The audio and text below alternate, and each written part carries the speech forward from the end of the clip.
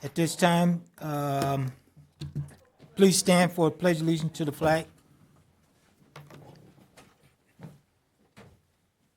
Ready? Begin. I pledge allegiance to the flag of the United States of America and to the republic for which it stands, one nation, under God, indivisible, with liberty and justice for all. Thank you. Roll call of officers, please.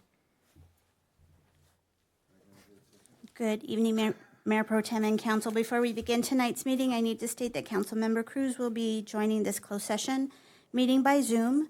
This meeting is being conducted utilizing the reasonable accommodation under Attorney General's Opinion 23-1002 of the Brown Act. And Mayor Courtney has been marked with an excused absent tonight. And with that, all others are present. All right, thank you. Participation is invited. If you wish to hear any items on the agenda, please so indicate by filling out the speaker's request card and handle it to the city clerk prior to the agenda item being addressed. If any special accommodations are required, 48 hours notice must be given to the city clerk. Code of Ethics. As your electing governing board, we remember that the Code of Ethics and that we volunteer and unanimously approve during the meeting will teach each other and the public with patience, civility, and courtesy. The decision made tonight will be for the benefit of Barstow community and not for personal gains. Public comments, closed session. This is the time and place for the general public to address the governing board on matters of the closed session agenda item and within the city's jurisdiction. Speakers are asked to limit their comments to 3 minutes or less. All requests to speak must be received prior to the agenda item being addressed. If any special accommodations are required, 48 hours notice must be given to the city clerk. City clerk. Yes, our first speaker is Mr. Mike Hernandez. Okay, Mr. Hernandez.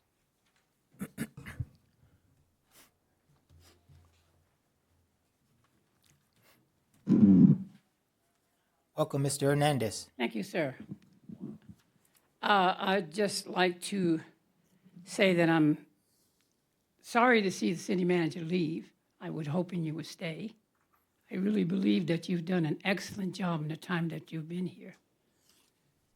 And we really need somebody like you to carry things forward and make things happen, which for 2.5 years, they didn't happen. The council drew a blind eye to the city manager we had, and he did whatever he wanted. So I just wanted to let you know that, if nothing else, I'm glad, and you did a good job, and you should stay. Thank you. Thank you, sir. Our next speaker is Miss Virginia Brown.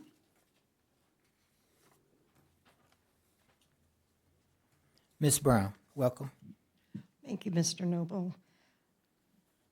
Well, this is going to probably seem totally out there, but I too am going to say I wish you were staying as our city manager. I don't know, I didn't even realize till just now that you'd already decided not to accept the permanent position if it was offered. I wish you would reconsider if that was on the table and you were able to. At this point, I don't know where our city's headed, but I know where we've been headed, and we've been in good hands, and I wish those hands were continuing to drive the bus and keep us on course. Thank you. Thank you, ma'am. Our next speaker is Mr. John Williams. Mr. Williams, welcome. Thank you, sir. Thank you. Is the city going to look at keeping the assistant city manager or getting rid of that position? Right now, and I don't know what happens inside the city, but we need to save every dime we can. And I know it's a lot of work for just one person, for the city manager to do a lot of things, but when you guys are back there talking about this, just look at what you can save by not having this. And we haven't grown, and we've grown 3,000 population over since 1980. I mean, you think about it, you haven't done anything in population. Yes, I know it's a lot of work, But the city manager proved that he can do it by himself, and he's doing it right now. So at the end of the day, really look at that position and make sure that that's something if we need it or don't need it. But just to put another salary in place, and don't get your feathers all ruffled, but that's a hell of a lot of money. And at the end of the day, you can put some more police officers to work. You can fix a couple more sidewalks, whatever you got to do. But is that assistant city manager really needed? I mean, the police chief's always going to be available he's going to be like an assistant city manager. We might as well just get all the free money we can out of him like we have so far. I mean, the benefit is we didn't have to pay for a police chief. How much money did you save because of his decision to do city manager? He's not going to walk away from whoever's coming in. So in the process, I would hope you guys would get rid of that position or put it on hold and wait till we can make a decision on that one. Closed session. If you guys want to take my phone back there and go live on my Facebook page, you're more than welcome, because I'm telling you, the leaks that are coming out of that thing is unbelievable. It's like Swiss cheese. You're not alone in there. I see the mayor's not going to be here. So I hope he's going to be here for the meeting later, because I got some very good questions for him. But Chief, I think you're one hell of a police chief. Okay, I think you've done everything you could as a city manager. But I've told everyone you've always walked into a hornet's nest. It's a bucket of crap. I know me and you don't see eye and eye a lot of things. But if you're going to get a city manager, you guys please do your homework. Don't just fall for the good old story. That shit don't work. And as far as I'm concerned, the city assistant manager, if we can pull that off and make him do double work, we'll be all right. So save some money. Thank you, Mr. Williams. Our last speaker is Mr. Jim Brown.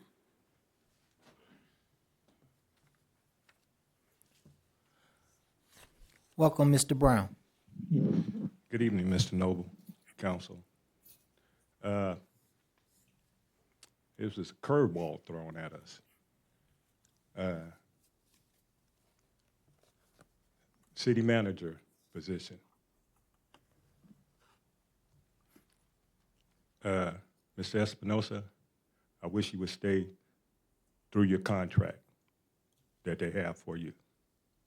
You need to finish that out, however long that is.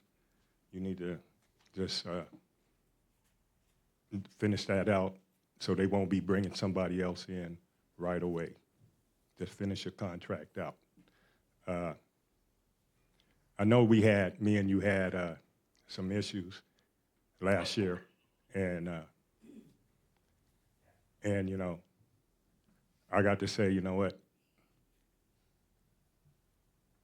It was hard for me that the things that happened. And I just want to say, you know, I want to get past this, and I would like to have a meeting with you sometime this week. And I don't know if you're going to be police chief or not, if they're going to come in with a new chief, or if you're retiring or leaving altogether. I don't know that, because it hasn't been said. All they said is that you were, you know, you're no longer going to be city manager. So, and about the other things, the other two positions you have, is that part of it also? Are you still going to be part of that? So we don't know.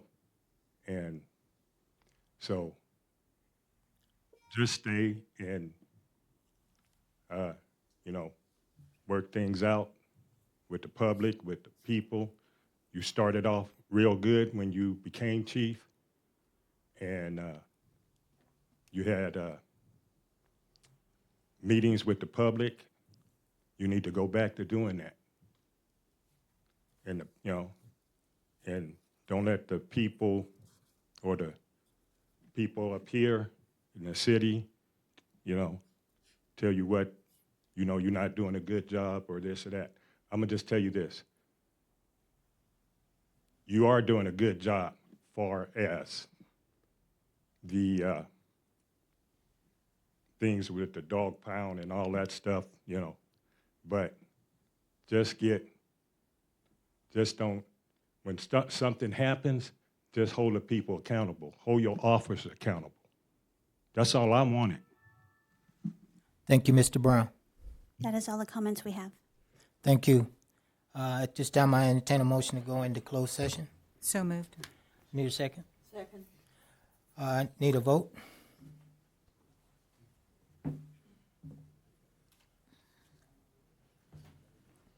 A motion is passed. Is Dara Cruz on? Not on this. Okay. I think she's Not not on this one. this She'll link. join the closed session Zoom. Okay, thank you. Okay. All right, let's go into closed session. Thanks.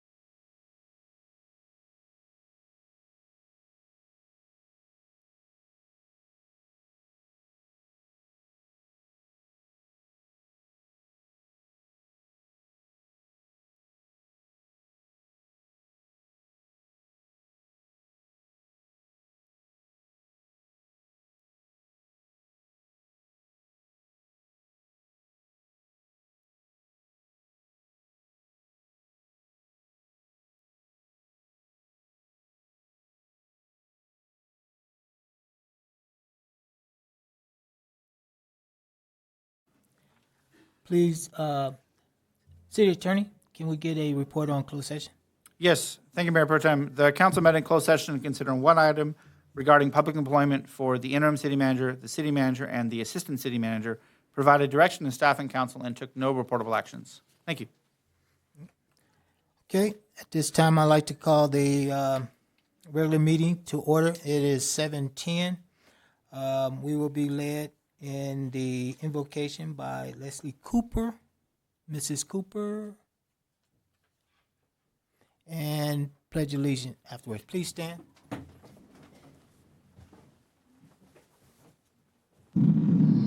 Praise the Lord. Thank you. Father, we thank you. And as we come before you tonight, we just come, Lord God, asking for your wisdom, asking that you would be with each one of the council members, as so the public, Lord God, in Jesus' name. We ask that your will be done, Lord God. We ask that we come into unity, Father God, in the blessed name of Jesus. So tonight, Lord God, I ask in the name of Jesus that you will bless with your presence.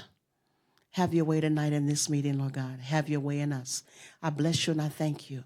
In Jesus' name, I do pray this prayer. Amen. All right, the pledge of allegiance, ready, begin.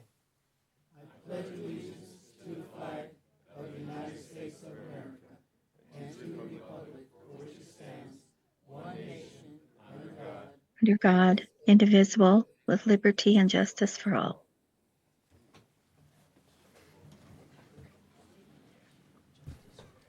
Thank you, Ms. Cooper, and thank you.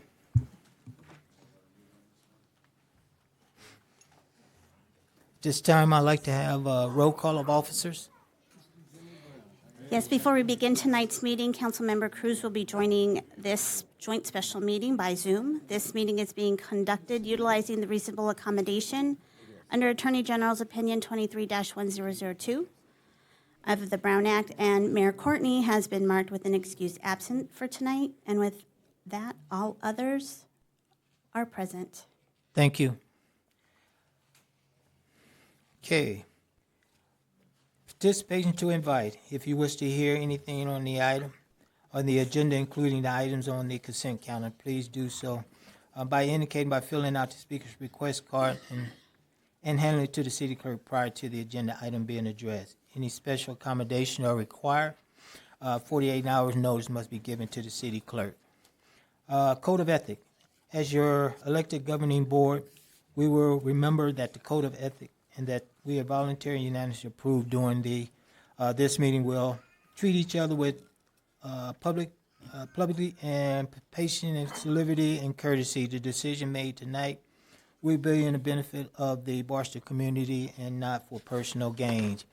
Review and approve of the agenda. This is the time and place for members of the governing board to call for rearranging of the order of the agenda, adding items to and removing items from the agenda, or removing items from the consent calendar for discussion, and or separating items. Items may be added to the agenda as allotted by the state law, including governing code section 54954.2 subdivision B, allowing emergency items to be added by majority vote, or allowing these items be arose to the city attention after the agenda item posted deadline, but which will require immediate action to be added by a 2/3 vote of the council members present at the meeting, or if less than 2/3 of the council are present, a unanimous vote for those members present.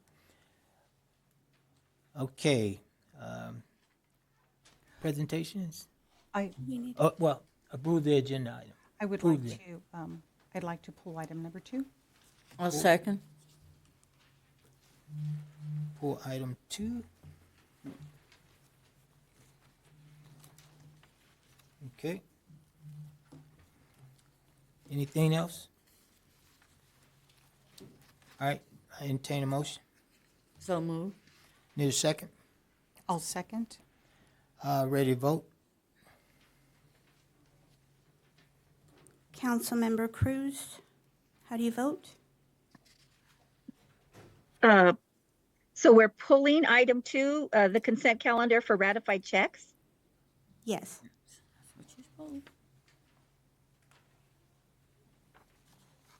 Yes, we are pulling item 2. Okay. All right. Yes, that's fine. Motion has passed. Pulling item 2. Okay, thank you. Presentation, there are none. Okay, we're gonna go to the consent calendar and public comments. This is the time and place for the general public to address the governing board on all matters on the consent calendar. Speakers are asked to limit their comments on all consent items to 3 minutes or less. All requests to speak must be received prior to the agenda item being addressed. If any special accommodations are required, a 48-hour notice must be given to the city clerk. City clerk, do we have any public comments? We do, but the item was pulled, so Wait, after. hold. So we have to discuss. Yeah, I understood it was pulled for discussion, not pulled entirely from the agenda. Correct. So we would still take the public comments. Yeah, First. that's what I thought. Okay. Yeah. Yes. So our first speaker is Mr. Mike Hernandez. So, Questions? Oh, because we pulled it. Yeah, that's fair. So, because there's nothing else on the consent, so then it's Then stand by. discussion, then comments, yeah. Alright. Or questions, comments, discussion. Yes. Go ahead. Thank you. Thank you. So I pulled it because I did have a couple of questions on this item. I wanted to know what the, this would be on page 9, check number 97016, Barstow Hospitality LLC for the TOT subsidy. Can you explain to me what this is for? Yes, this is the reimbursement agreement with the Marriott Hotel. So this is the reimbursement for the quarter ending in July, I believe. Ending in July? Yes. What was the time frame from when to when? So it would have been 3 months, so May through July.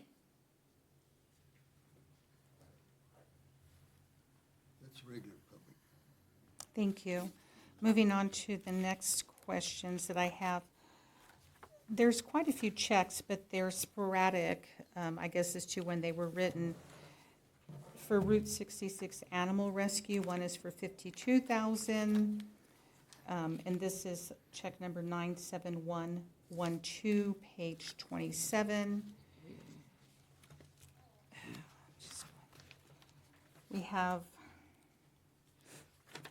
another one on page 49 for 97235. This one is in the amount of $63,000.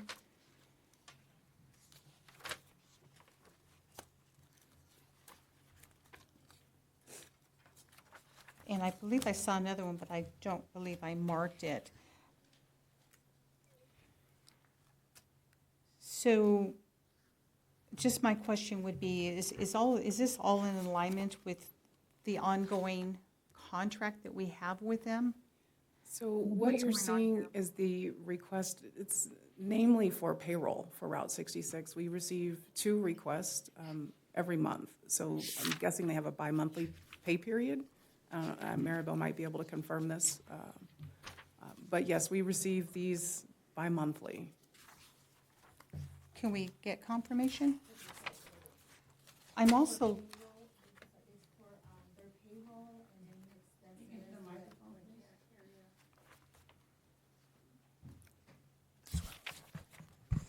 So what the payment is for is, yes, Sydney is correct, is for their payroll, any supplies for food, vet costs that happen during the time frame. And normally it's it's every 2 weeks that they submit a bill. and I trust that we are moving forward to looking at solutions, so we're not paying so much out to them. Yes. And there's another check, but I can't find it, and it's, if you can help me out, it's the check for the consultant is for $10,000. For the animal shelter consultant, Correct. I don't know what page number that is, but I am familiar with that payment. Can you tell me what that's $10,000 is actually for? What's the services that this consultant is providing? So we hired a consultant to develop full policies, actually review any payments. in Page our- 30, I'm sorry. Page 30, check number 97143. 3, and I apologize for interrupting. Not a problem. So yes, this was the consultant that we hired to review, well, at first it was our venture into creating an animal shelter services that was municipal run. We have changed that dynamic, and so this consultant is also evaluating our contract ability with some of the groups that are out there and the feasibility with the city.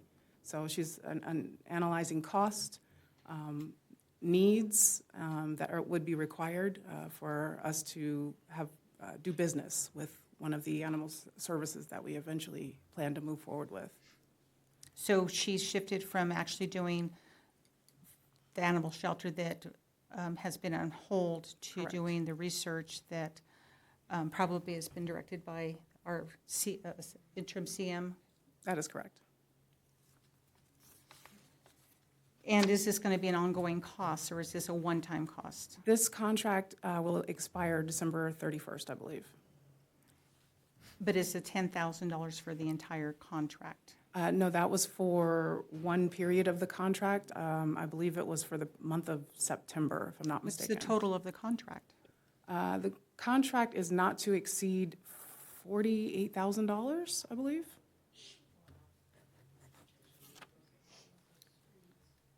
Oh, wow. Okay, thank you. And my last question on this is going to be on page 55, check number 97298, Southern Twist.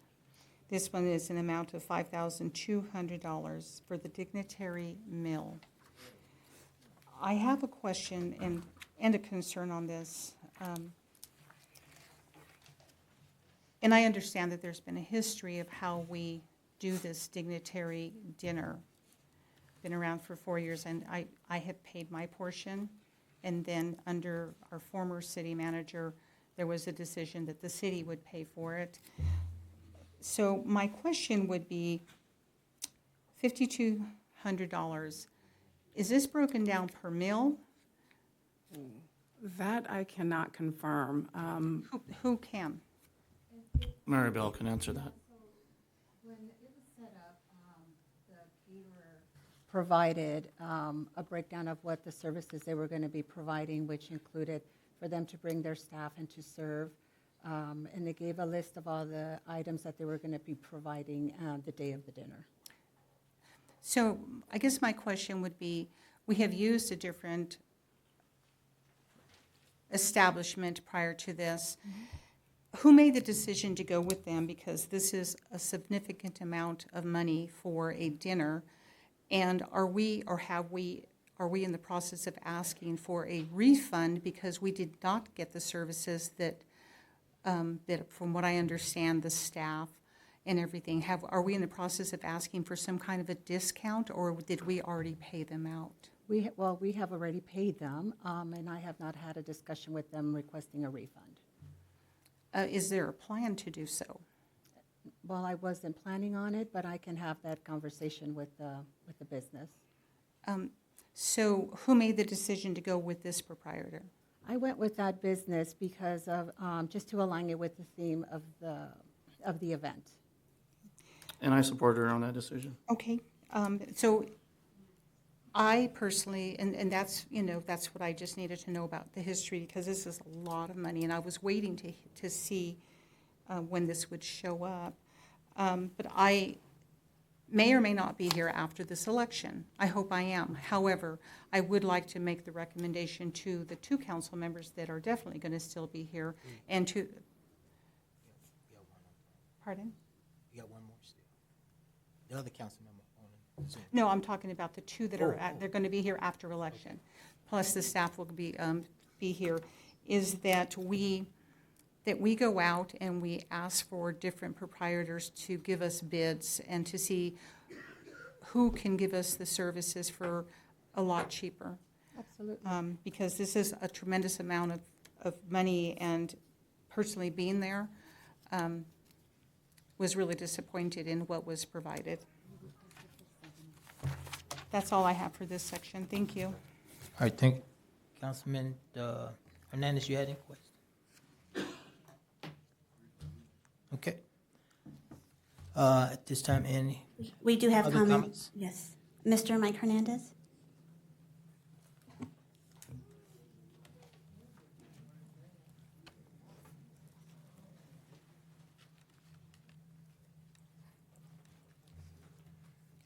Welcome, Mr. Hernandez. Thank you, sir.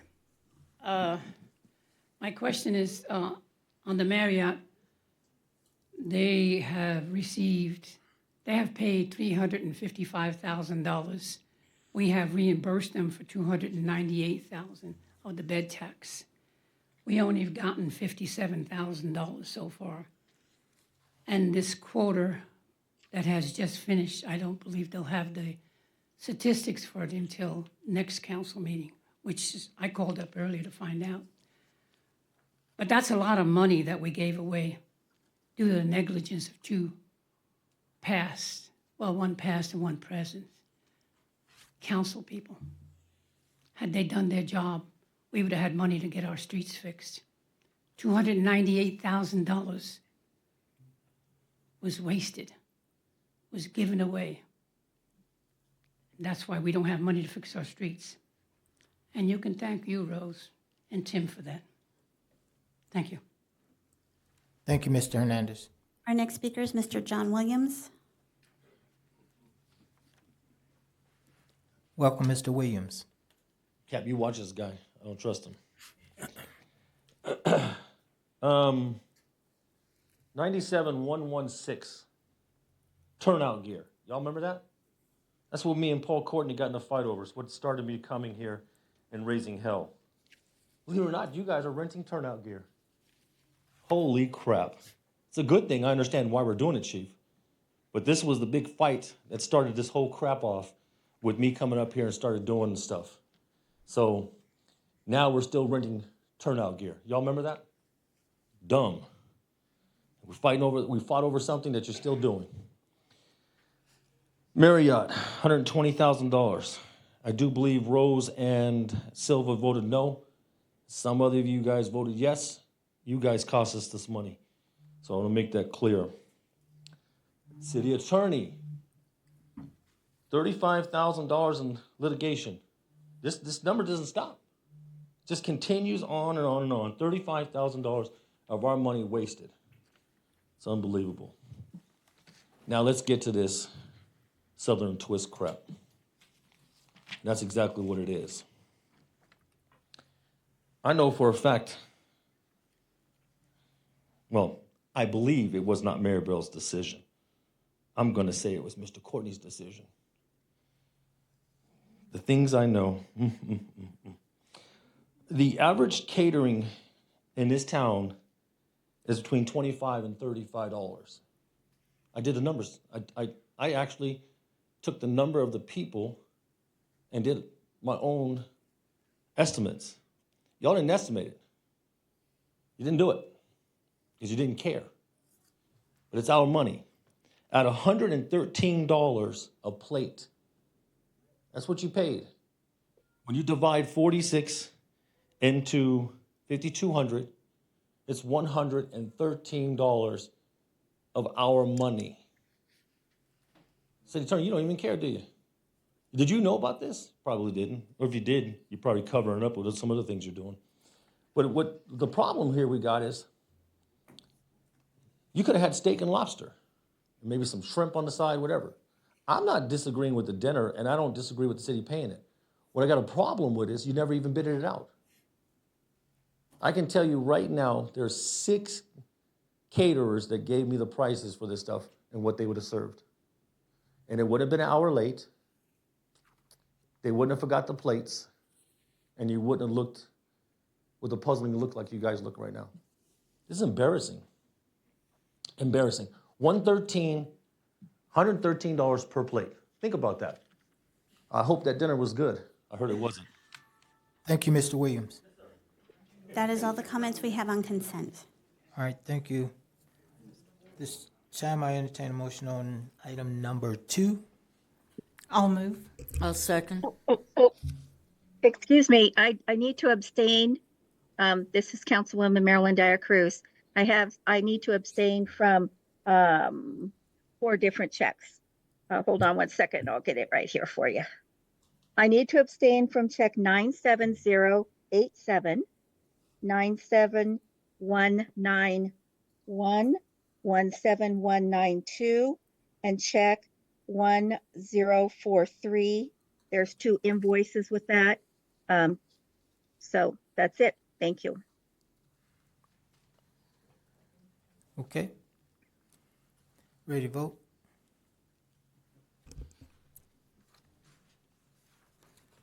Councilmember Cruz, how do you vote? Yes.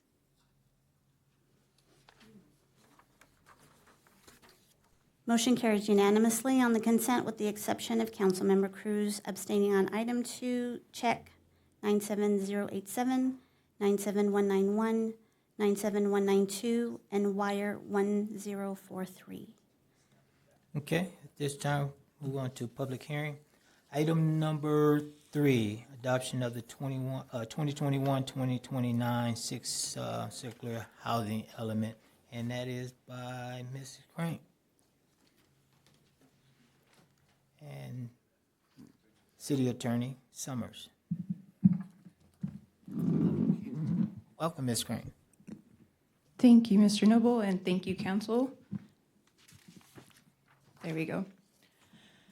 As noted within the overall agenda matter, we are going to be covering the adoption of the 2021 through 2029 sixth cycle housing element.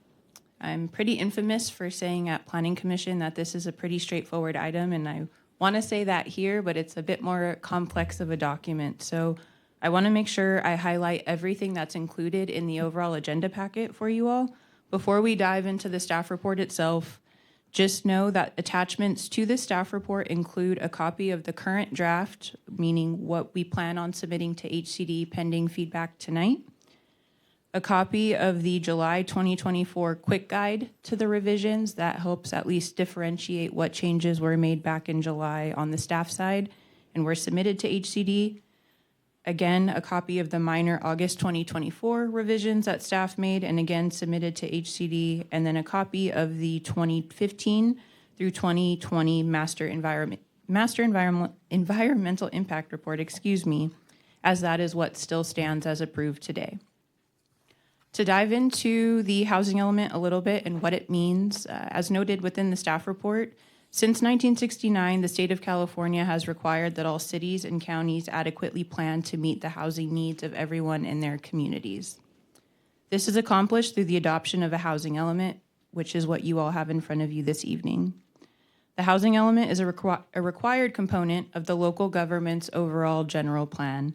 I'm sure general plan rings a bell for most of us as we are working through a comprehensive general plan update currently. So to clarify, the overall housing element that's in front of you is just one element of the general plan that we're working on currently. The purpose of a housing element is to identify the current and projected housing needs, set goals, policies, and programs to address those needs. Housing elements are a little complex in the way that the city is actually at the discretion of some regional governments. So for example, the city of Barstow has what's called a regional housing needs allocation, also referred to as ARENA, for the 2021 through 2029 housing element cycle, totaling 1,520 units, meaning the Southern California area of governments has evaluated the city of Barstow just as they do all California cities, determining that we need to be able to accommodate 1,520 units within this cycle. To go over a bit of what's included within the housing element, you'll see 2 sections within the staff report. The first section, labeled 1 through 7, talks about some of the required components of a housing element. A housing needs assessment, evaluation of the past performance, meaning the evaluation of what we did in our 2014 through 2020 housing element, the housing sites inventory, community engagement, constraints analysis, policies and programs, and affirmatively furthering fair housing. Addition to that, there are new requirements for this sixth cycle. There are 2 items, again, affirmatively furthering fair housing and the requirement for public comment on draft revisions. Some in the public and at the council may recall back in July and August, the city circulated a public draft of the housing element that we put together, allowing the public and all concerned to comment on the drafts we put together. I do want to report that following both 2 public comment periods, no comments were received. So following the completion of the public review period, staff back in August, specifically on August 28th, resubmitted to the state's Housing and Community Development Department its final draft, and HCD has now informed the city that they do deem our housing element as it is in front of you as approved. It does require certification, which is why it's in front of you all tonight, as we do require resolution approval prior to submitting to, again, excuse me, the state's Housing and Community Development Department. To recap just a little bit further, I know that this cycle says 2021 through 2029. And over the last 4 years, the city of Barstow and honestly various staff members have taken part in not only public meetings, but engagement. Dating back to February 2020 is when this kicked off. Of course, 2020 made it a bit difficult for public engagement, so staff did virtual meetings, surveys, things of that nature to make sure that the housing element was discussed at, again, the public level. May 2021, we released an online housing element survey. August through October of 2021 was the initial draft that the council at that time would have seen. August 2021, again, we did another virtual engagement meeting. October 2021 was our first public review of the housing element. 2022 through 2024, a plethora of outreach was completed. At that point in time, we as staff knew that we were going through a comprehensive general plan element, meaning we weren't just changing the housing, we are looking at all elements. So throughout the course of those months, we did roughly 13 different stakeholder meetings with different organizations around town. April of 2023, a town hall and community survey was completed. March of 2024, our general plan update open house and scoping meeting. In May of 2021, the city council did a workshop titled Introduction to the General Plan Update. And overall, the culmination of these efforts resulted in the preparation of what's in front of you all today. That essentially sums up what is in this 220-page document, but I am happy to answer any questions you all might have. And Mr. Summers, if you have anything to add, please do so. Yes, thank you, Mayor Pro Tem and Council. One point to add to Ms. Crank's excellent report is that the Department of Housing and Human Development has provided an initial statement that they will certify this if the council is to adopt it. That's included in the staff report. They, of course, reserve the right to see what they do, but the expectations are that if the council is to adopt this in substantially the format that's before you now, then the state will certify our housing element. That's important to maintain a variety of state grants and access to other state funding and incentives. It's important to have a certified housing element. And so with that, we're available for any questions. Thank you. Okay. I just want to, Go ahead, because it's I not apologize. popping up in here, so go ahead. I just want to, if Matthew, if you can also read the fiscal impacts so that everybody understands that we're not obligated. Oh, yeah. So the heart of the housing element is it's a requirement to plan for, to zone for 1,520 units of housing across the next, the 8-year planning cycle. It's not a requirement that the city has to build all 1,520 units. It's a requirement to zone for, to plan for. The actual building of the units will come in such amount as the market dictates, as developers come forward, and the city is in as, we're always open for developers to come forward and talk to us about conversations to move forward on potential development projects. And to add to that a bit, that's why there is so much depth to the zoning and the zoning districts that the city of Barstow has. Our zoning code is referenced through and through because, to Mr. Summers' point, we can only state where this could be allowed. We're not necessarily, again, funding this development coming in. Planning staff is saying, okay, if we need this many units, should we evaluate our maximum densities, things of that nature to accommodate for that RENA? Okay, any further questions? I don't have any other questions, but I do want to thank you and all of the staff, because the totality of of these efforts is tremendous. And I'm really excited to see that we're here, but this is a lot of work, and I just want to say thank you to you and everybody that worked on this throughout. Thank you. Yes. Any other council? And since there are no other, Marilyn, you got any questions? That's in the next phase. Can't hear. Marilyn, can you run that by again? We couldn't quite catch that. If you have any questions? Oh, I'm sorry. No, I do not have a question. Thank Okay. you. Okay, thank you. And Ms. Green, I just want to echo what Ms. Councilman Rose just mentioned. Thank you for what you're doing on this. This is an excellent report. And I know the work and the time and effort that it took to come to the what you have come to the fruition. And I look forward to seeing a lot of development in our area in the near future and stuff. So my hat's off to you and the staff that helped put this together. Thank you. Much appreciated. Thank you. All right, at this time, I want to open it up to public comment. Andy, we have Public hearing. public hearing? Oh, I'm sorry. Yes, we have one. Mr. I can't see. Just a second before, I got one councilman wants to say something. Having gone through previous housing elements, to say the state just loves to do us in, I more than congratulate you. And I appreciate the index where people can look and find the information. And I looked at the maps, and I'm glad that they changed, because at one point they said, oh, okay, you have to build these numbers of housing units, and it has to be within this income range and rent, and is more realistic now. So with the changes, so thank you very much for the report. And I did go through most of it. They really got carried away, didn't they? To say the least.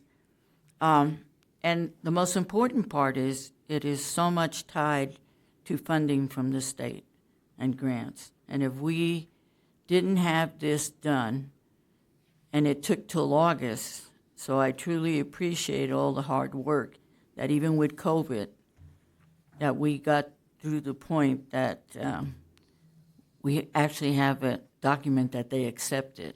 So I truly thank the staff, because I know how much hard work this took. So thank you. Thank you, Andy. Our first speaker is Mr. Tim Silva.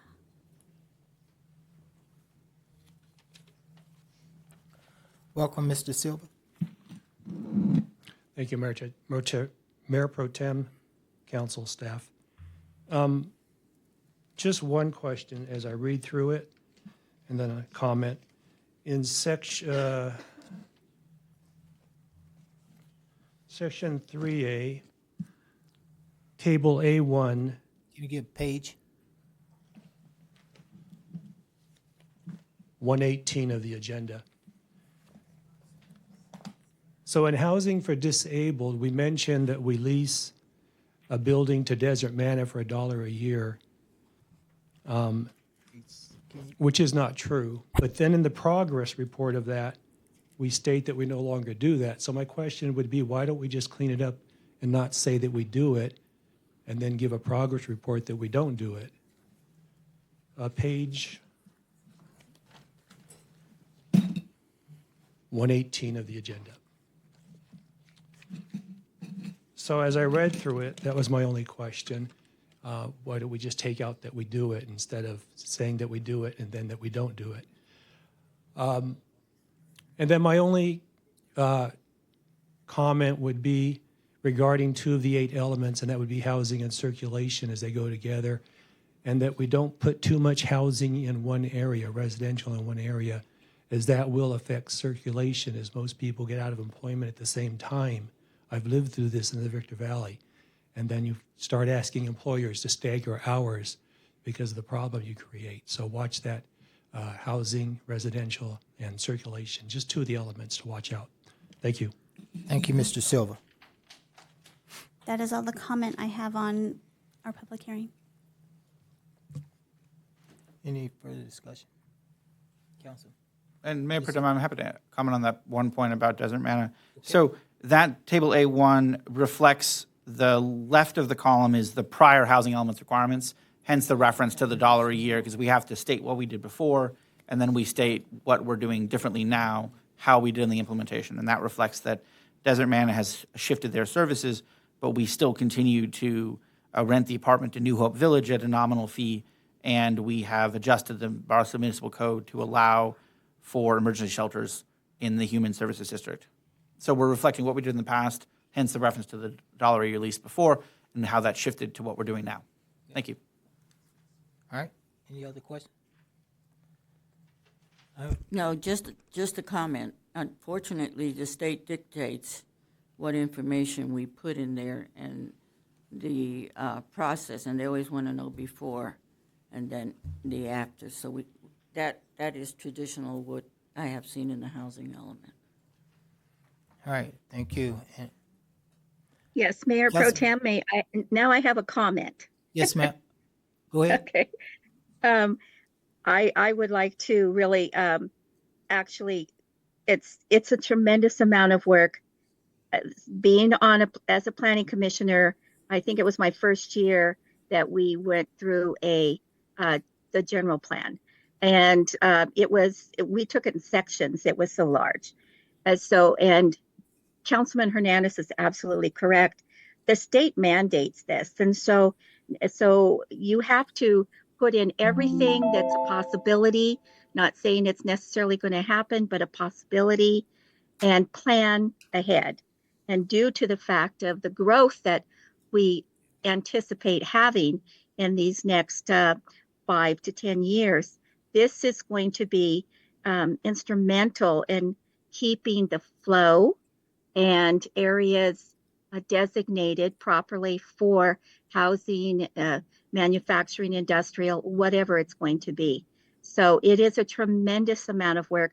Just looking at this document, we can all see there's been a lot of time and effort that has been put into this. And I would really like to thank all of the staff and all of the resources that they've had to pull from to get this done in a timely manner. Because if I'm not mistaken, when I first came on, we were a year behind.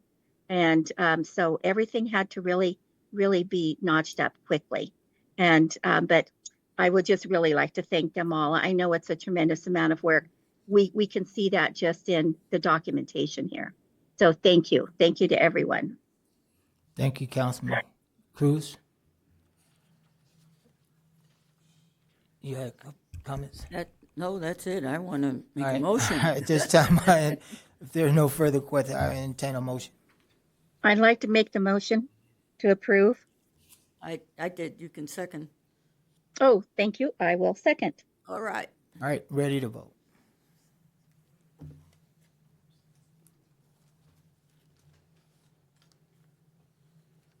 Councilmember Cruz, how do you vote? Yes. So motion is to accept the resolution as presented and passes unanimously. Thank you. Moving on to business item number 4, Measure Q Residential Oversight Committee, Commission terms and upcoming vacancy. And that is City Clerk Service Manager Maribel Hernandez. Good evening. As you recall, during the council meeting of October 24th, Councilmember Rose, with the support of Mayor Pro Tem, requested a list of the current resident oversight commission members along with their respective terms. So what is before you is a list of District 1, which is currently held by Peggy Freeze, whose term will expire in December of 2025. District 2 is vacant, which was originally occupied by Ms. Kimberly Johnson, who has moved and is no longer residing in the city limits. District 3 is Mr. Ben Rosenberg. District 4, Marcia Wiesma, and at large, Martha O'Brien. So like I said, District 3, 4, and at large are set to come to term on December 31st, 2024. So what we are doing is, or what we'd like to recommend the council is, in light of the upcoming elections of November 5th, staff would like to recommend initiating the application process to start November 14th with a deadline of December 16th. The current committee members that are on the commission right now, we would like for them to reapply, as there will be new council members that would need to select the committee members.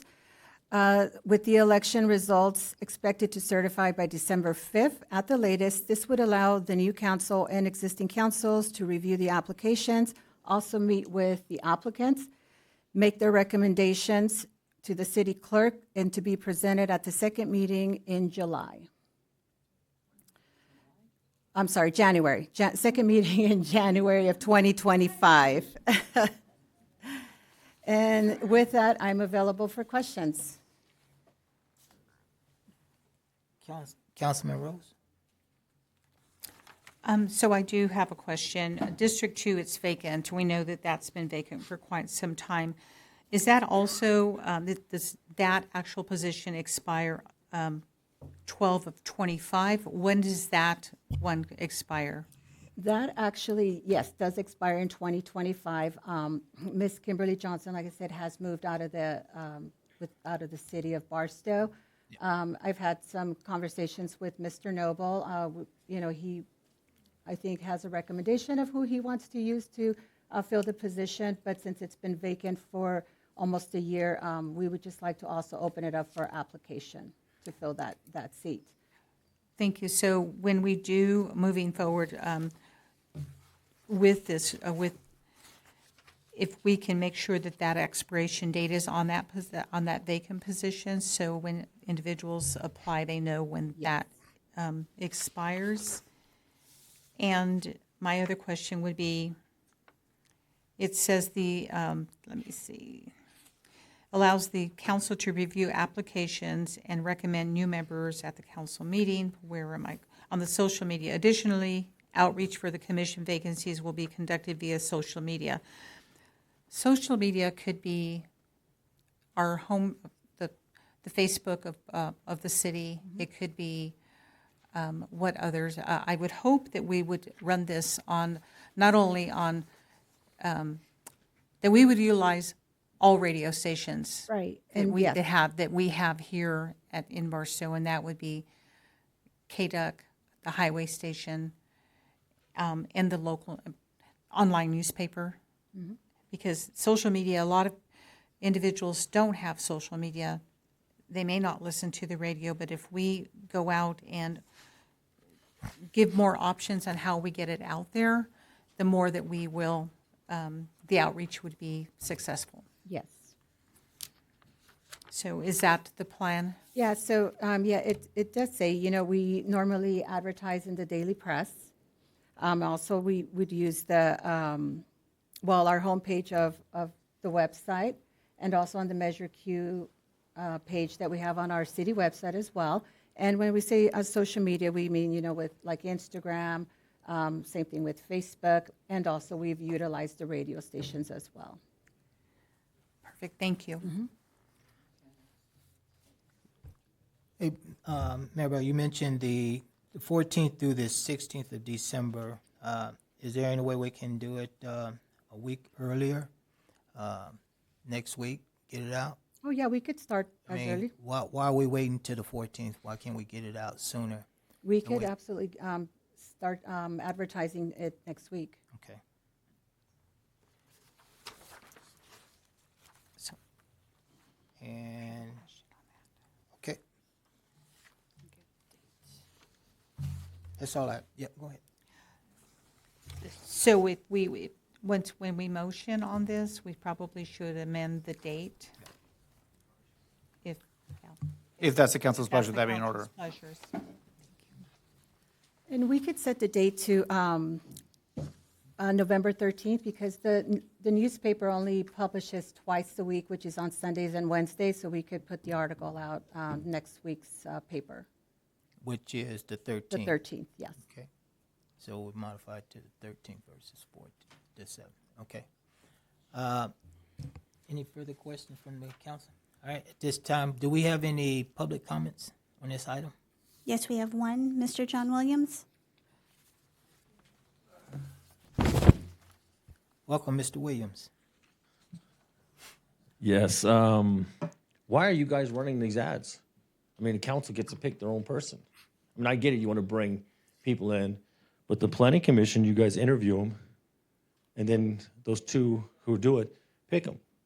So at the end of the day, Mr. Noble already has his mind made up. I'm sure some of you others may, but you still got to go through a process. That's my opinion. I mean, wasting money is my concern when you don't have to. Whatever you do, you got to pick someone who's ethical. You know,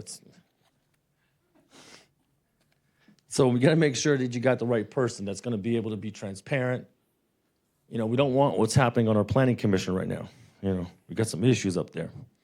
Some leaders are not really leaders, but you got to make sure we get the right person. The one's going to be able to come back to the public and explain what's going on with Measure Q. There's so many things going on with Measure Q. Where the money's being spent. Where's my $537,000 report? I know I ask it all the time, but 5 years, you figure I'd get the answer by now. Those are the issues. But again, we just want to make sure we get the right people in there, because those are the people that are going to go back to the public and make your job easier. I mean, it's really important, even though I got fired. But that's okay. I'm not holding no grudges. But just make sure it's ethical. Make sure we don't have the same poor leadership at our planning commission like we do on our Measure Q. We want to make sure we have those meetings. Also, you're not following the rules on the meetings. You're not having your meetings on time like they're required. All these things you have issues with. It makes people to believe that we can't trust you with Measure Q. So those things that you're doing wrong, we got to make sure they're fixed. We got to have these meetings. I don't think quarterly is good enough. I think it needs to be monthly. How are we approving the funding that you guys are doing if the Measure Q commissioners aren't looking at it monthly? You're asking them to look at it after a quarter. We had it a month and it went back to a quarter. If you don't want your planning commission, if you don't want your Measure Q commissioners to be a part of the decision making, then just don't have it at all. Oh, that's right. You have to have it. I forgot that. It was part of the rules. Think about that. Make that a monthly meeting and make sure you get it done right. Thank you, Mr. Williams. That is all the comments we have on this item. Thank you. Do we need to make a motion on this? Do we need discussion? Go ahead. Okay. We can. Yes. Make the motion? Either is viable. I Yeah, defer make to the the council. Okay. So I just want to I will make a motion to accept this agenda item and instruct the city clerk to publicize the openings for the Measure Q Residency Oversight Commission to commence on November 13th, and the rest of the dates would remain intact. So that would be my motion. I need a second. I'll second. I have a motion and a second.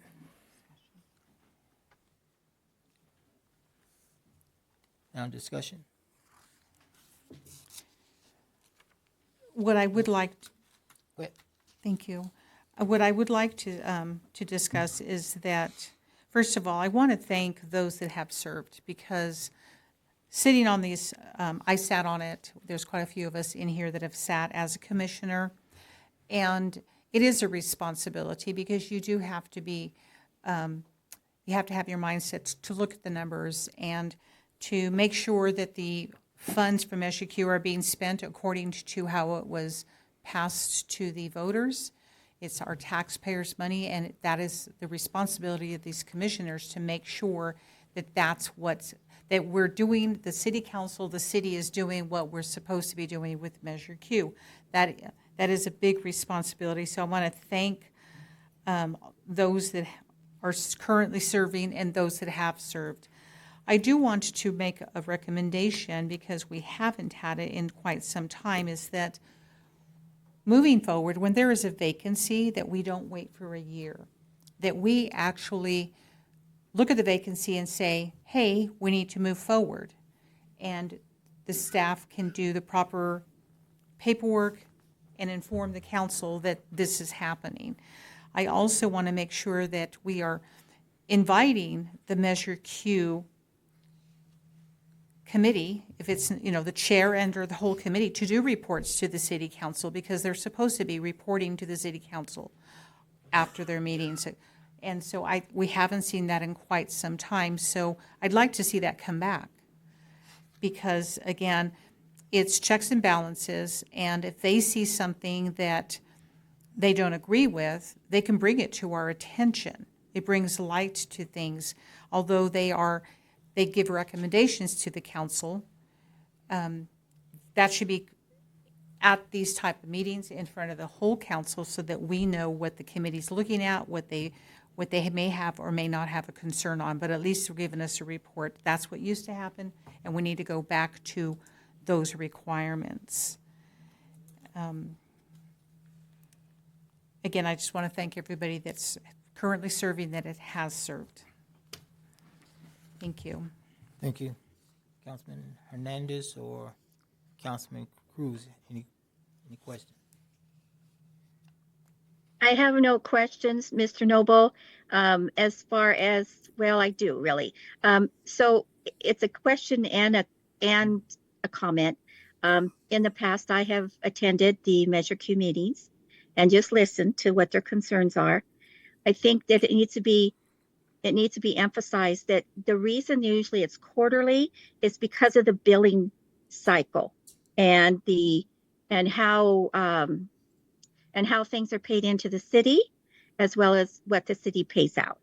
So to do it monthly, you would still be considered a month behind, possibly 2 months behind, because that's when all of the documentation comes in and is paid out. So I've sat on 2 oversights, though they have been for the Barstow Unified School District, and I have served for 11 years on 2 specific bonds.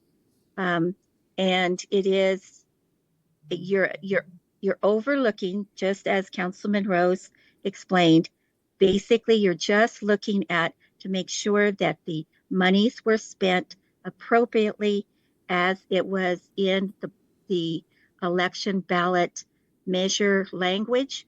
You are held to that standard. You're held to that. So I think if they talk to finance, they figures out why it's quarterly.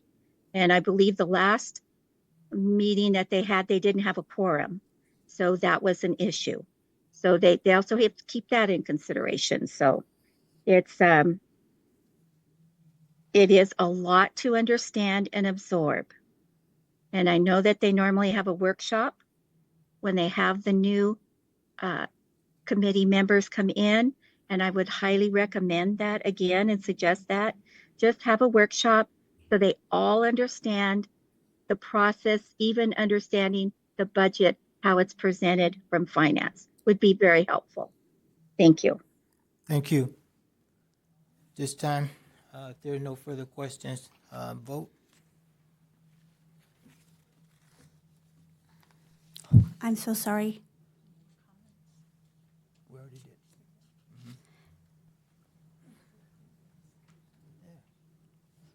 Mr. Williams.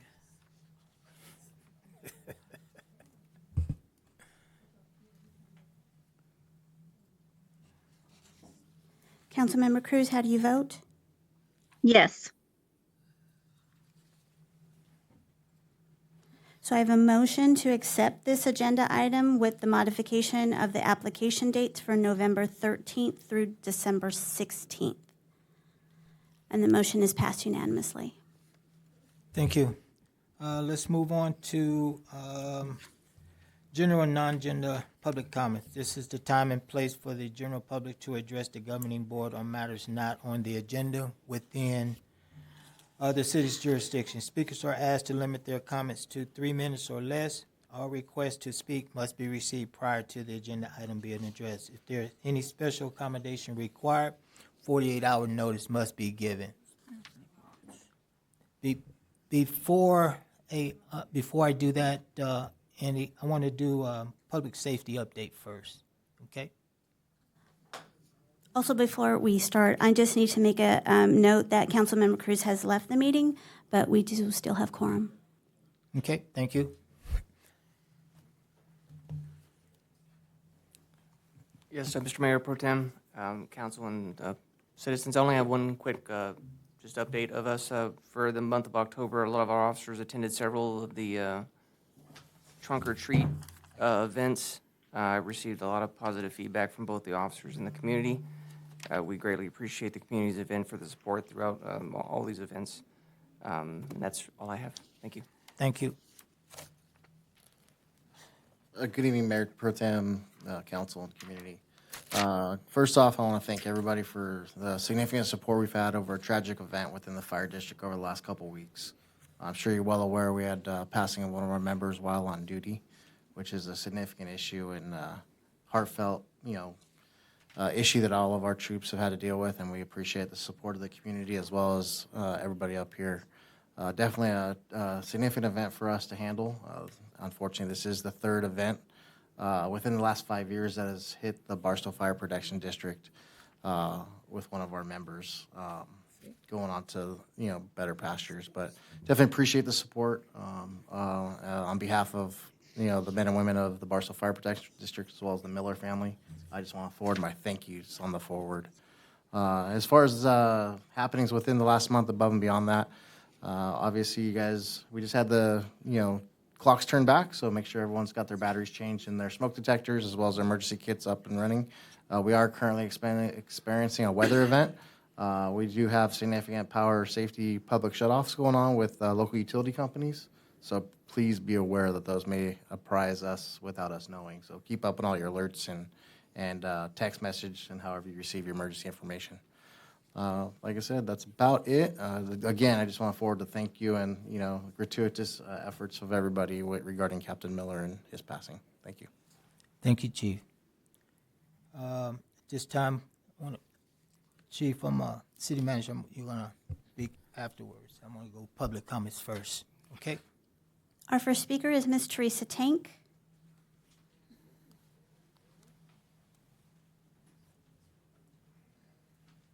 Welcome, Mrs. Tank.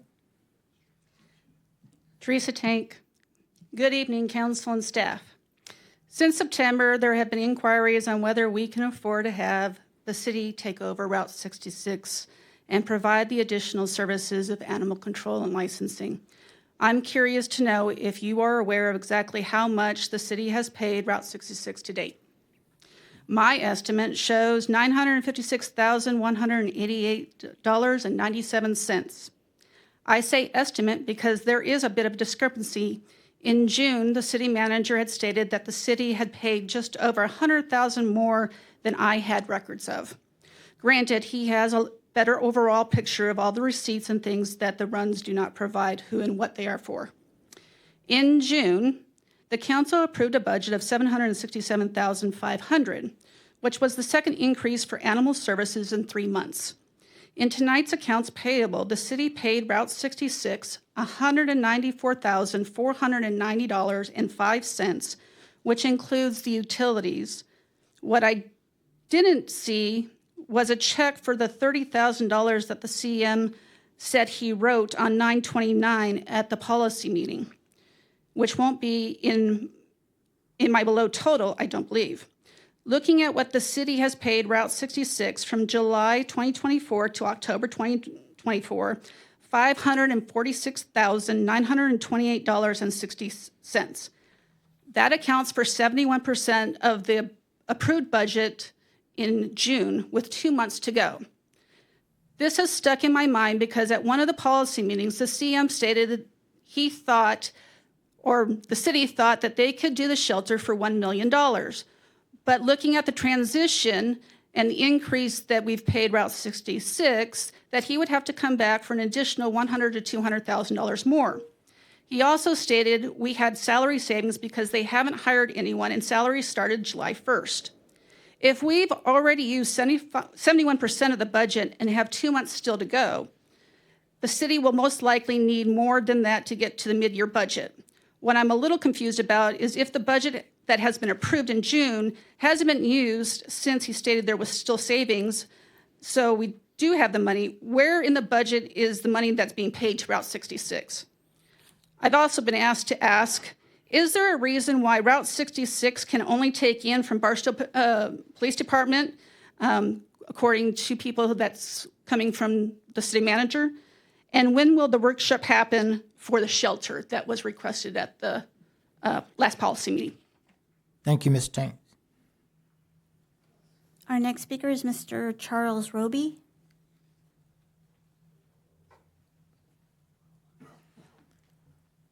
Welcome, Mr. Roby.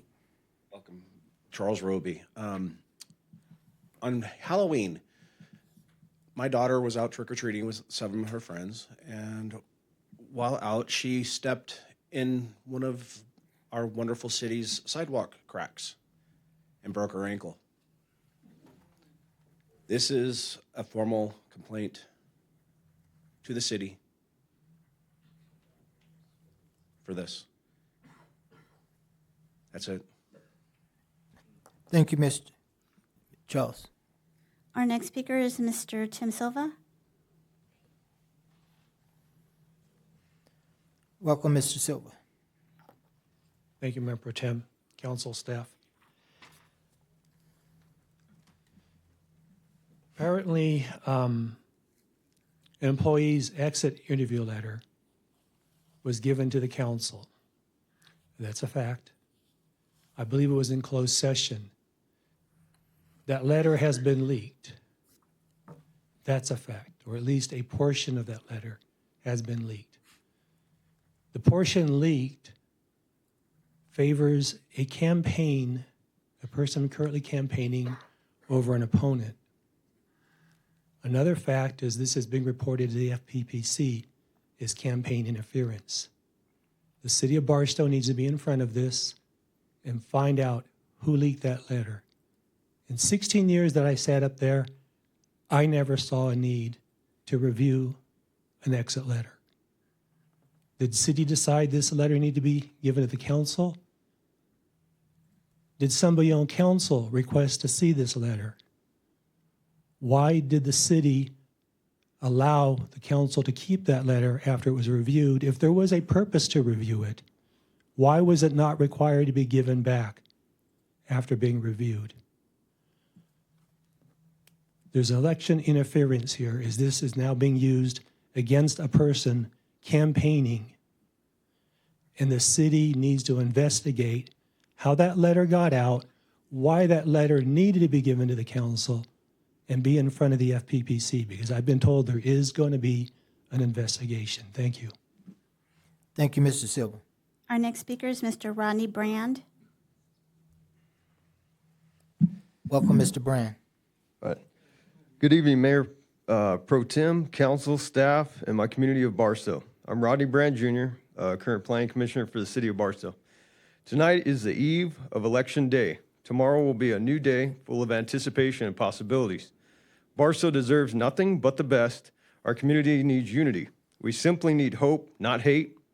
If you have not voted yet and plan to vote on Election Day tomorrow, please consider and keep in mind what is best for Barstow and who you want to best represent our community to help lead this city with solutions and success, not complaints and criticism. The world has overwhelmingly become a place of negativity. We need to get back to being the world leader in positivity. Working together for the greater good of us all will strengthen us in prosperity and positivity.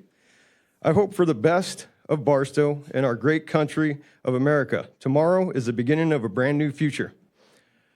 I pray for community and unity and a nation without separation. If you have yet voted for the best our world has to offer, you, the people, have the one day left tomorrow. Go vote. Once again, I wish the best of luck to all candidates running for local government, as the public will decide our leaders of tomorrow. I'm Rodney Brand Jr., City Council, District 4 candidate. I pray for your vote to be your voice. Thank you. Thank you, Mr. Byrne. Our next speaker is Mr. Gilbert Asa. Mr. Asa, welcome. Well, I'm here today because I've had several things done to me by your city. One of them is your city manager. He has no right to be up there whatsoever. And this one right behind me that tells a good speech regarding the state and, the community. When I first came around here in '76, it was a beautiful community. It was very beautiful. You can walk away from your house and leave it open and trust people around you. Now today, you got people stabbing you in the back, left and right, writing things that don't even supposed to be there. I'm not talking about you, manager. But if you don't get people up there who believe in the city, then you'll never have peace in this city again. You need to have people that have their heart in this city, not in their pockets. And that's dead serious. There's too many of these politicians today that think they have the right to stick that money in their pockets. I can't stand people like that.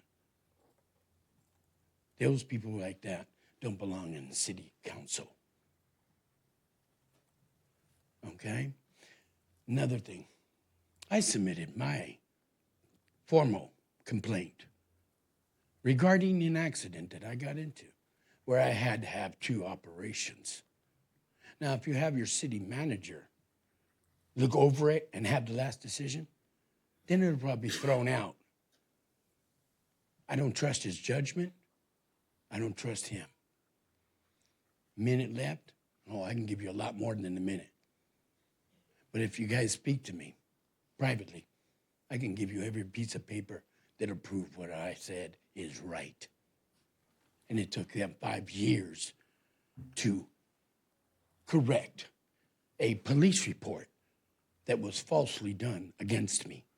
5 years. And they think it's going to be all right. That it's going to keep me away from, my mouth shut. I learned one thing when I was young.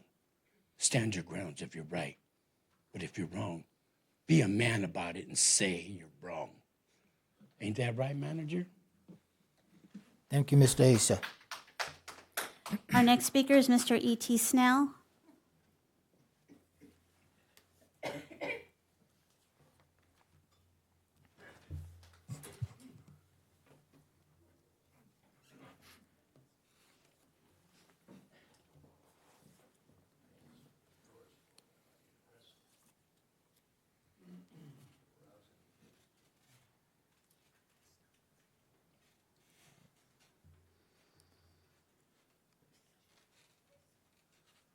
Welcome, Mr. Snell.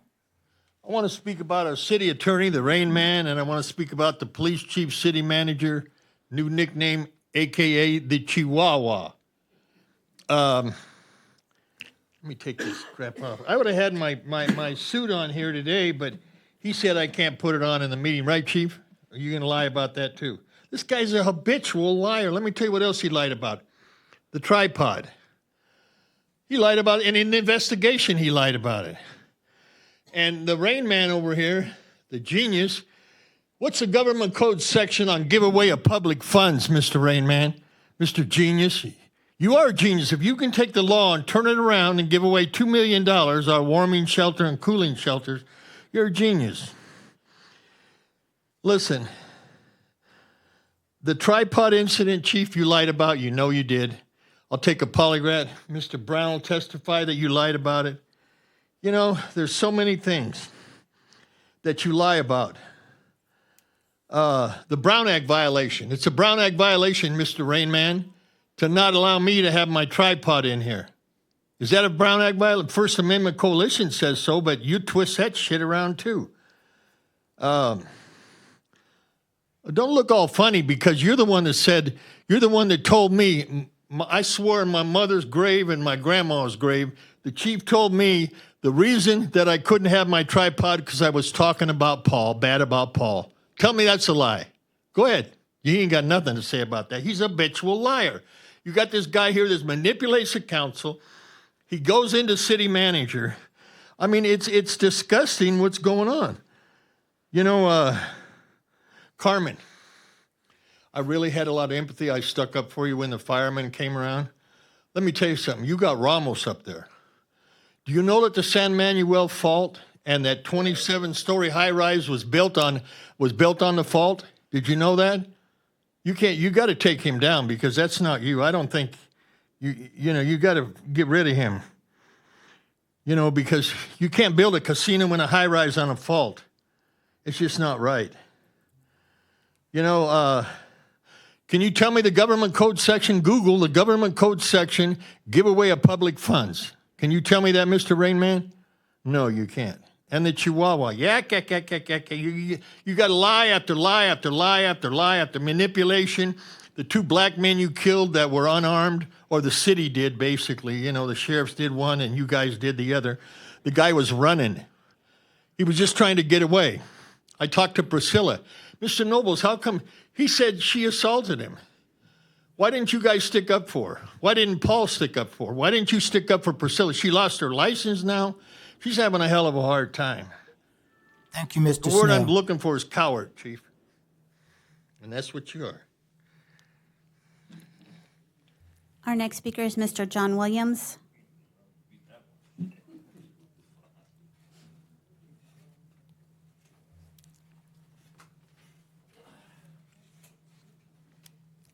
Welcome, Mr. Williams. I think that was a little rough, but what the hell? What do I know? To Ms. Cruz's comment, being 3 months behind or 2 months behind, who cares? As long as you're not 3 months behind. It should be monthly. You're spending the money daily.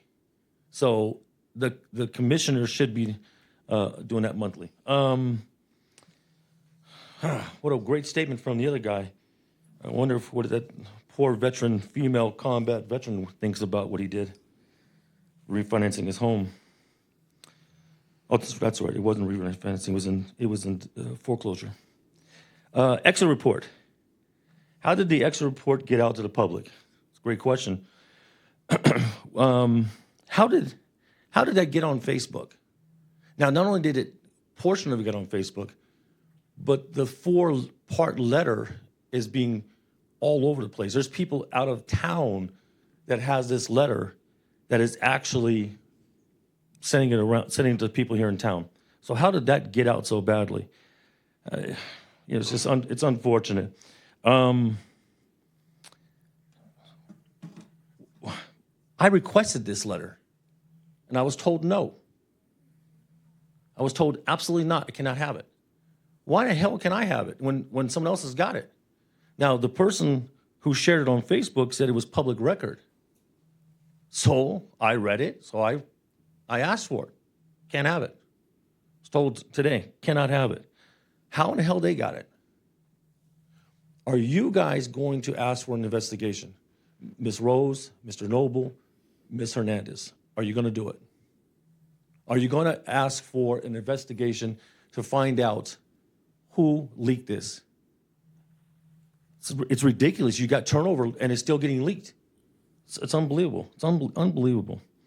Who gave the letter to whoever to get it out?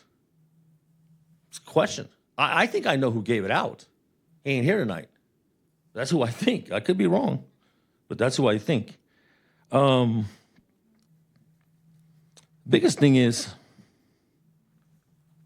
it's not helpful to have these things out. Listen, your job's tough enough. But if you can't even share something in closed session that the rest of the public's getting, ask yourself if we're doing the right thing. I mean, this ain't the first time that an investigation of a person leaking third-party information and found guilty doing it. Are you kidding me? Is this the same person or not? And how disrespectful to whoever shared that information with you for you guys to turn your back on that person. That's what you did. And I don't care who did it, which one of you did it, but you all, in my opinion, are guilty. Thank you, Mr. Williams. Our next speaker is Ms. Marcia Wiesma.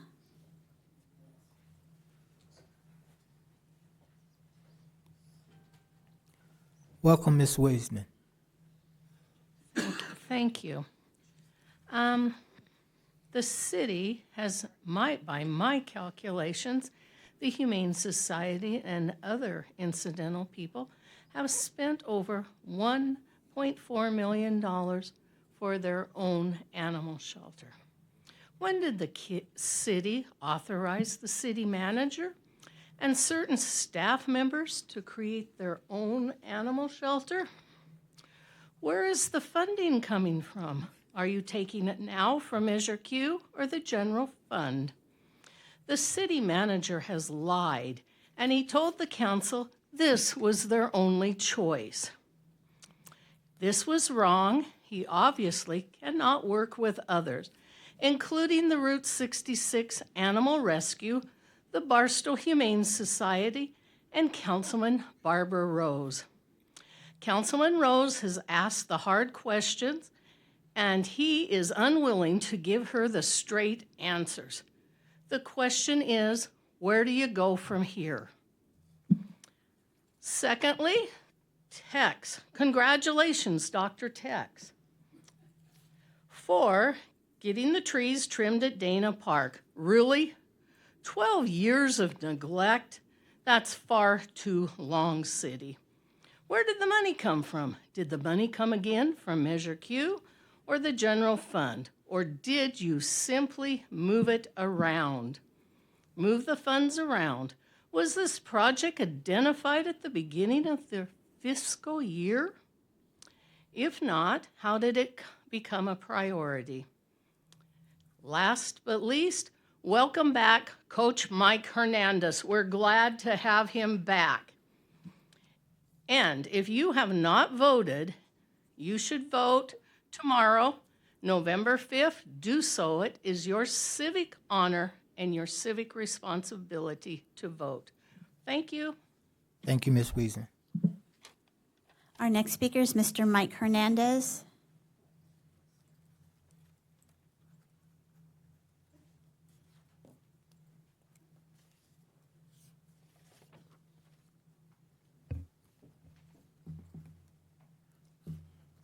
Welcome, Mr. Hernandez. Thank you, sir. I'm basically here for a couple of reasons. Primary reason is I put a speaker's paper to speak on a certain item. I wasn't here. I asked for somebody to read it in for me. The city attorney and others, staff members, said they could not say it.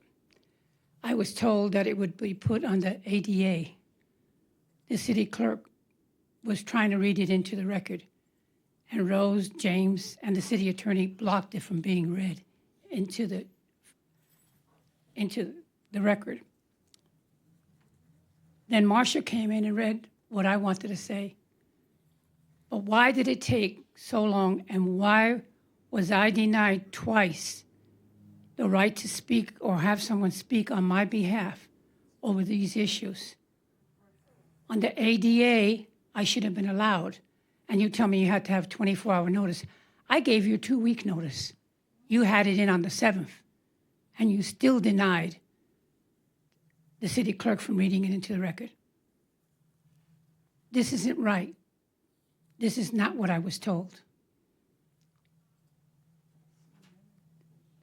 I don't think that any person who stands up here should be blocked from saying what they feel is right. Paul didn't block Tex, but now you're blocking me. I think it's wrong. I don't want your apology. I just want to see people not vote for you, Rose, in the next election, because you are standing there as a dictator and you think that what you say is right and everybody else is wrong. You are a malice individual, and should have never been put on the council. But that's a personal feeling of mine. Rodney, if Rodney gets on and Rose gets on, we will have the same bickering the way we did with Paul and Rose. This has killed the city council from getting things done that they should be done.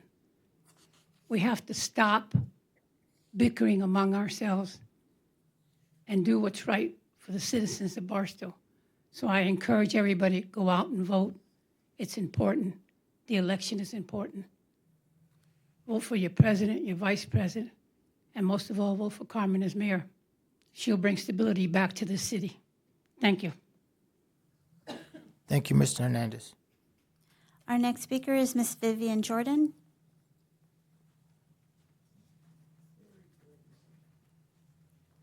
Welcome, Ms. Jordan.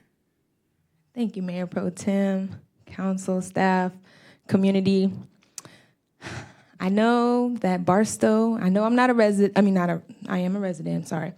I know I'm not a born and raised Barstow resident, and I see that you guys love your born and raised residents. But like me and others who have been here for a short time, we can see that those that have been born and raised here don't necessarily have the greatest intention, it seems, with some, I can say, that we see that things are just going downhill, and they're okay with letting money be more important to them than people. And when we go out into our streets, we still see people on the streets. We see people with mental health issues. We see that our children still have nothing to do. We have a school district who, that's a whole nother problem, as I did work for them, and my children are homeschooled now because of that. And it's really just sad to see, honestly. And even though I am running for mayor, regardless of whoever wins tomorrow and the rest of the council, I hope that we all are moving in some sense of moral value, in some sense of humanity, that we don't continue to allow this town to go the way it's going. I've spoke to a lot of people who were born and raised here, and they could just see that things just keep going downhill, and these people really don't deserve this. It's really like heartbreaking, and it didn't take 8 years of me being here to feel that and to say, you know what, clearly nobody else is gonna do something and stand for what's right. So that's why I stepped up to the plate. And either way, I'm gonna do what's right for the children and the people around me, but it's clear that we need more people to do that as well and just do what's right at the end of the day and stop thinking with money. That is a reason why they say money is the root of all evil. And a lot of people have come up here and said the same thing. Where is the money going? Where is the money going? They don't have trust in the leadership here. And we just keep switching seats around, but we still have the same people or the same ties to the same people or the same groups of families or whatever. And it's just sad. If you really love this town, you need to do what's right, regardless of how you feel or your family feels. Because if you just going off of what those people in your family or your whatever, however they feel, you are just as wrong as them. And in fact, even more wrong, because you know it's wrong and you still go and be quiet and do it anyway. So anyway, I love you all, and just use your heart, please, please. Thank you, Ms. Jordan. And our last speaker is Ms. Virginia Brown.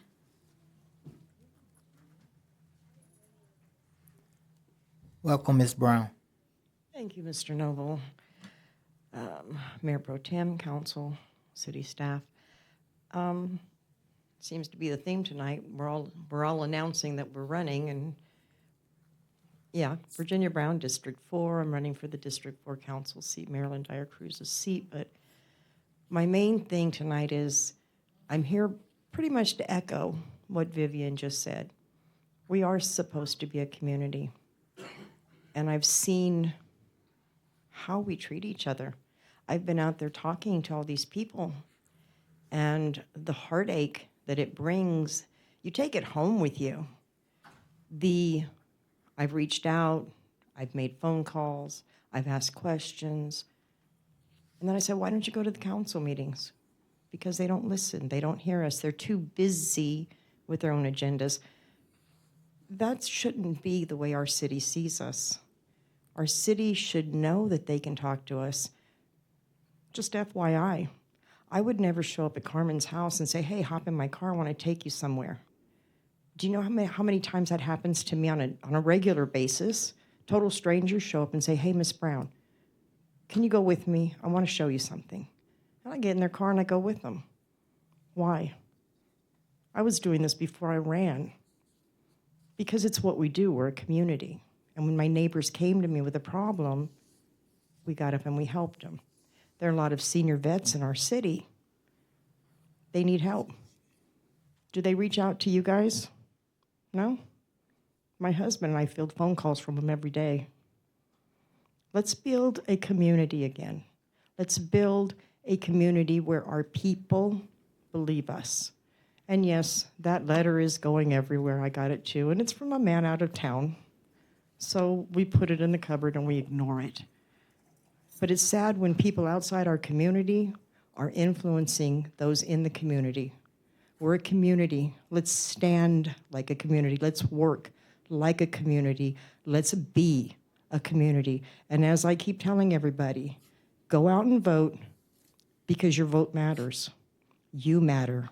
And Barstow matters. So let's start acting and treating each other like we're all in this together, because we are.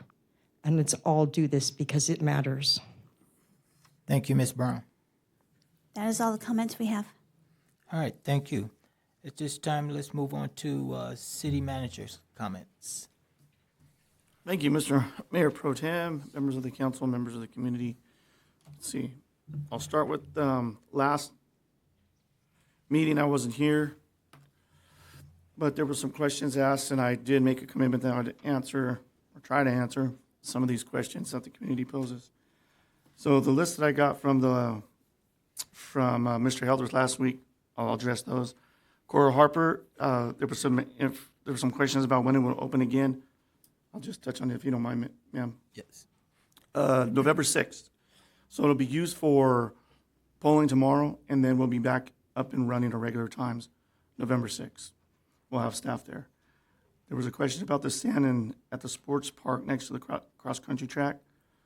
The kids were climbing on it. That sand pile has been removed. It's been taken care of. There was a question about the scoreboard at Lillian. That's on our Measure Q plan. We do have Lucas pulling quotes. We were looking at quotes when we first did the presentation from the military when they put all that money into the upgrades. That was something that it can range. It could go from digital, be pretty pricey, but we are looking into that. That is one of our requests in our Measure Q items. Dana Park restroom, the public said was still locked. We've completed the repairs and made the restroom usable. It's clean, it's stocked, that's fixed and ready to go. I believe Mr. Wiesma said that last week that we wouldn't respond to a 911 call. Told dispatch there was a burglary in progress and that we would not respond. Of course, as you know, those are completely recorded, 100%. That's not what happened. The dispatcher never said that. Dispatcher said that it's a priority one call and we'll send the next officer. And we sent next officers, and officers went 97, which means on scene at the call. So that was inaccurate, 100%. The city asked about the VVTA bus stops on Arbor Way and Agarita. Thank you. I didn't put that in my note. I was able to talk to Rob Goldman, the Director of Operations at VVTA. We have a meeting set up where he's going to come out. We're going to look at the new bus stops at those two locations. And he was the telephone call went very well, but he's actually going to take a look at it and see what we could do to modify that and help the residents in those areas. So we're working on that. We put the Measure Q questions on for tonight, which we already handled.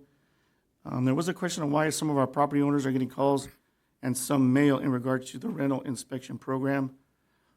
The thing is, everybody gets it in the mail, but staff does make inquiries and follow-ups on those. So our staff does make calls. You may not get a call, but everybody gets it in the mail.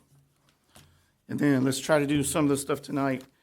I mean, in my interest of trying to answer questions, there's a couple of them I just can't answer. I mean, it's obviously so ludicrous. I don't know how to answer it other than it's 100% false. And I feel like we've already beat a dead horse because I've commented on those like in February or January when I first took over, or even when I was the chief of police and not the interim city manager. So I'm not even going to go into that other than that's 100% false. Mr. Williams said 97116 was rental equipment. It actually is not, sir. It was for, I don't know if he's here, but that's has nothing to do with rental equipment. That's a buy for a new firefighter.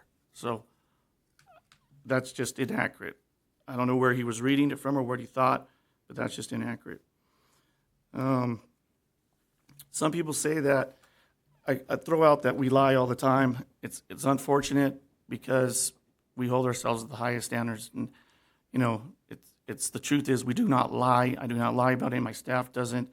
We do the best we can to serve the community every day. We're forthcoming. We're transparent.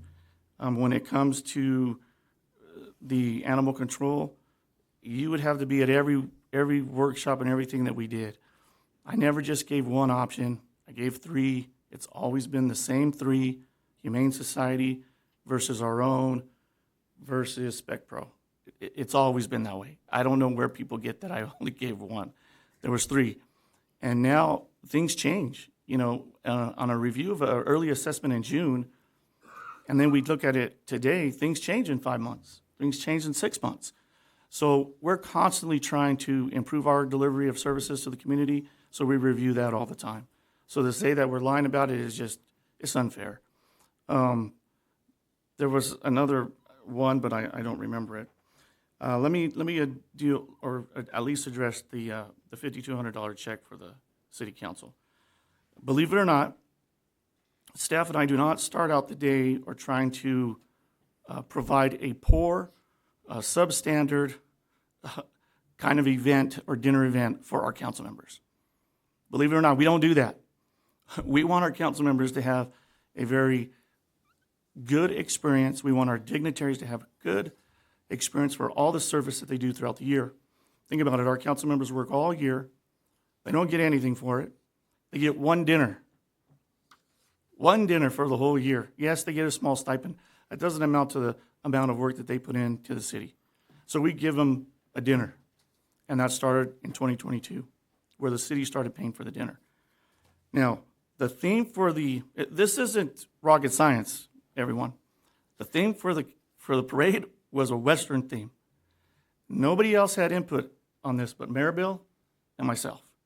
We discussed this. We thought it would be cool to have it align with the Western theme. So we wanted barbecue. There's not a lot of places to get barbecue in Barstow.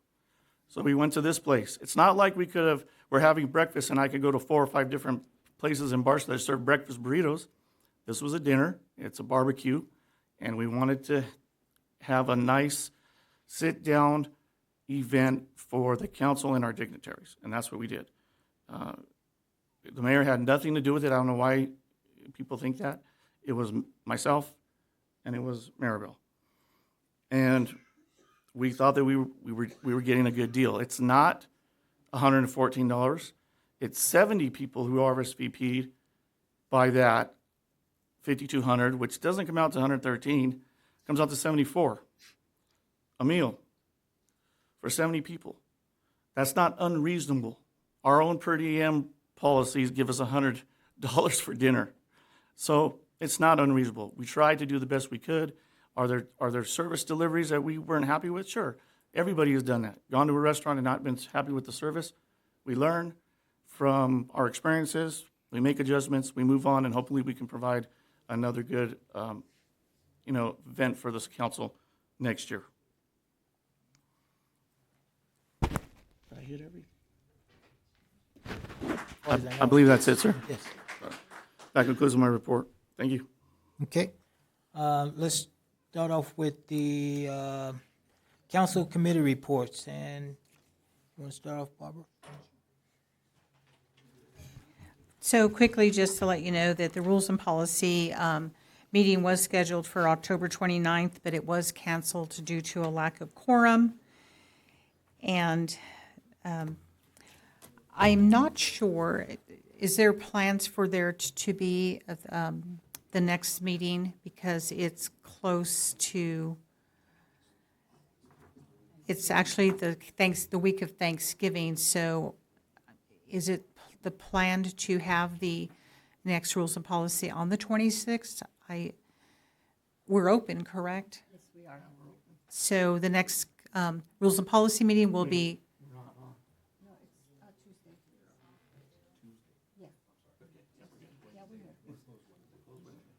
okay. So the next rules and policy committee meeting will be November 26th, and it'll be at 9 a.m. here in the council chambers. The Homeward Bound Committee will meet on November 13th at 5 p.m. here in the council chambers. And that's all I have to report for committees. All right, thank you. Councilman Hernandez? Well, I have San Bernardino Transportation Authority meeting on November the 6th, and I have a SCAG meeting the same day right after. And then I have a Zoom meeting for SCAG on November 7th. And then we have the street committee on November 6th at 5 p.m., and you're all welcome to attend. Councilwoman Rose announced the Homeward Bound. That's it. Okay, thank you. Just a couple of committees that I'll be attending on the 18th, as you were, the 12th of November, the Military Affairs meeting, which will be at Los Domingos, and that starts at 8 o'clock on the 12th.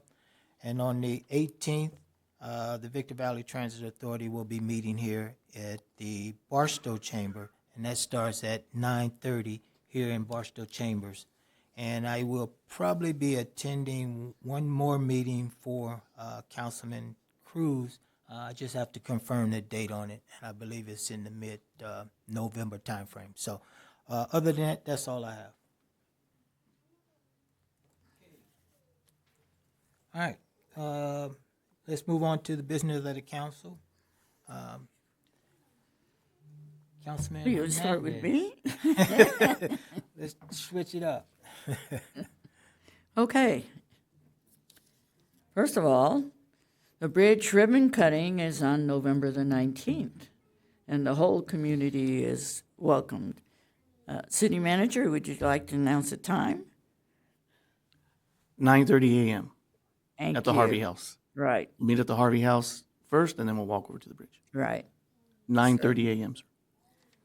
And we are inviting the whole high desert and the San Bernardino Transportation Authority from other cities, because we're truly proud that we finally got that accomplished. And everybody knows it's been years and years of hard work, putting money aside and carrying it over. And we finally got to this part. Of course, we got 2 more bridges that I need to work on, but it really is something to be able to say in our time frame, right, that we got to see that. Then the other comment I have to make is on the Marriott.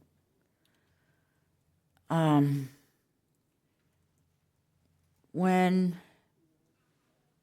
we know that something has been approved for a loan, and I was so disappointed. A subsidy was not needed. And what breaks my heart is the amount of money that the TOT collected.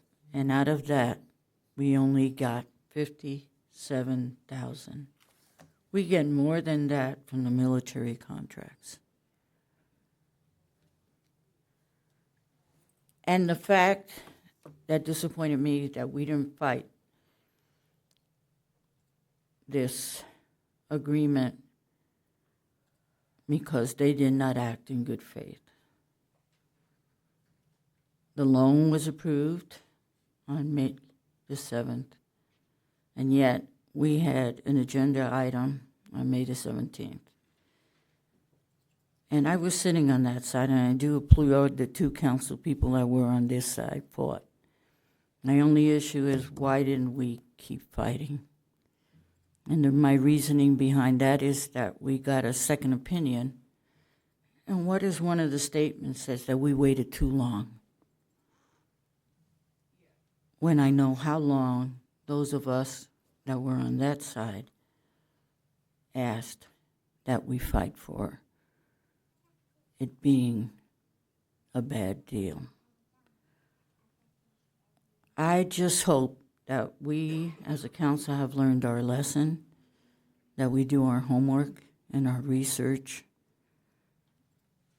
and that this is never repeated again. I love to see the growth in Barstow, but we all need to make sure that we get a fair share on both sides. And that includes the big project. We need to ensure that, yes, we want you, but that we, the small city, the little engine that can, is taken care of at the same time. And everyone, you need to vote. Every vote counts. It doesn't matter who you're voting for. But you know, it's a privilege, and we should never take that for granted when you see what other countries have to go through. And that's it. And wish you all a good evening. And yes, teamwork. And yes, our community of Barstow can do anything when we all work together. Thank you. Thank you, Councilman Hernandez. Councilman Rose. Thank you. So I want to begin by giving my sincere condolences to the Miller family and also to the fire department family, because you are a family, and this is another heartfelt, sad story. So my deepest condolences to everyone that has endured such a tremendous loss. I also want to say that I want to wish everybody that's raised her hand, that's filled the paperwork out, to want to make a difference and to sit up here. And I just want to say that it's not easy sitting up here. Absolutely not easy. Because you're either going to ask the hard questions like I have, or you're going to stay quiet, and then we're going to see something like the Marriott happen. It was Tim Silva and myself that said no. And we said no twice when it came back to us twice. It was Tim Silva and myself that pushed for a third-party investigation on our mayor. I have asked the hard questions on the animal shelter. So when you ask the hard questions, you are either loved or you're hated. But nonetheless, our responsibility as city council people is to ask the hard questions and not to stick our head in the ground, period. We should be asking the hard questions, and we should question things that don't look right. We have a responsibility to hold two people accountable, and that's our city manager and our attorney, and I believe that I have done that. So again, going back to saying best wishes to everybody that wants to sit up here, whoever this new council, whoever the new council is that my prayer is that we continue to move forward, because regardless of things that have happened the last 4 years, we have continued to move this city forward. There has been a split decision, there's been unanimous decisions. Nonetheless, the business of the council has moved forward. So best wishes to everybody that's on this ballot, and to their families, because their families endure a lot too. My family has endured a lot, and other families have endured a lot. So get out and vote, and I wish the new council, hopefully I'm here, but I wish, if not, I will wish this council all the blessings that they will need, because it is a tough, tough job to hold. I also want to thank, I'm grateful that there's going to be a meeting with VTA in regards to all the stops. because I can speak for my district that on Arbor Way, it's a very narrow street. When you get residents are parking on both sides, there's just enough room for this bus or a school bus to pass through. And I just want to make sure that safety is first and foremost. And so I'm glad that there is going to be a meeting, because I've spoken to many residents, and I would prefer that this bus does not go down Arbor Way. It is just not a safe place to send these big buses through. And in saying that, good luck, everybody, tomorrow, and